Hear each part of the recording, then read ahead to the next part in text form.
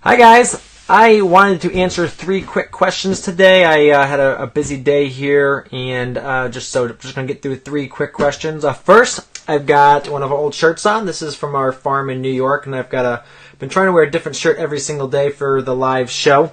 And I don't know if you can call it a show, but anyway, it's me having fun. But anyway, this was today's shirt, and so let's get right into it. Kind of go into the questions. And here we are. So the first one is from Amy. Anyone using wooden quart baskets for produce display? If so, what is your source? Trying to replace some from years ago and running into wood molding from moist produce. All right, so moist produce is an issue, so let's address that one first. So the first thing, and we were putting things like beans and potatoes and carrots, is that we would flip our containers that the product was in upside down so they'd drain. Trying to get as much water out of the crop before we actually binned it up, and then actually sometimes leave the lids ajar in the cooler. So that's something to think about there. But the source that we really liked is roofbasket.com. So relatively inexpensive. We'd buy a couple hundred at a time. I think the minimum's $250 for free shipping. And we would just go together with a couple people and buy enough. So we buy enough. And then you can also stain them, or you can lacquer them or shellac them or something to get the mold to stay off. And all different sizes, all different colors. We would go with the 1 quart Till Oblong right here. This one we used a lot. We also used the little half pint one for cherry tomatoes. Square half pint. We used the long pint.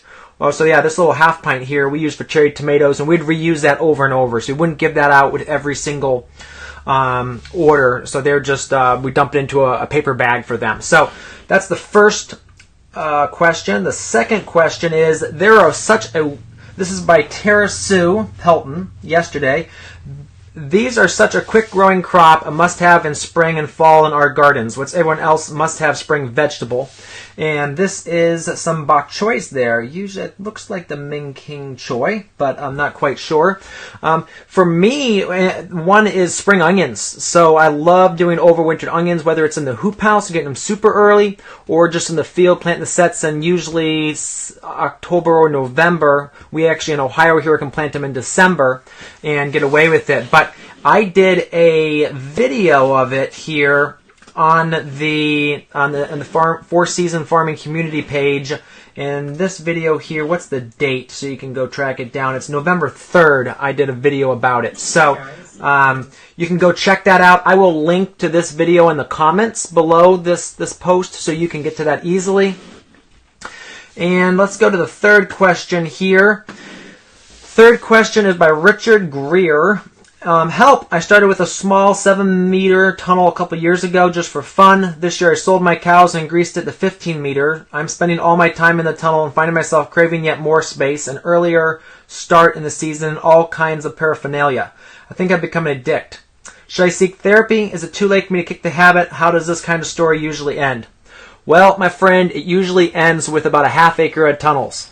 I know many farmers that they start with one and they keep going. When we were farming in New York, we had 1/3 of an acre of tunnels. That was permanent structures, and then we also put up a couple temporary structures as well in the shoulder seasons. But tunnel growing is my favorite thing. You know, being able to middle of the winter to go out there and harvest fresh lettuce or fresh spinach, and during the summer be able to walk in there and see a beautiful crop of tomatoes. Just the greatest thing. So I think you're kind of stuck, Richard. I don't think there's any hope.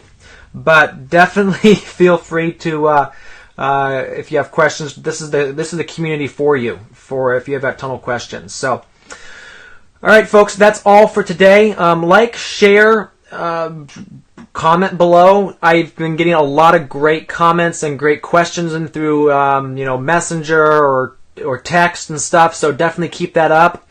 They're coming in faster than I can answer them. That's why I did 3 today. But definitely keep those coming. And tomorrow I've got a really big question that I was going to do today, but I didn't have time to do the proper prep. So looking forward to that. That's going to be kind of a longer discussion about more of some philosophy in there as well. So I hope you can put up with me for that. But again, thanks for watching. Have a great evening.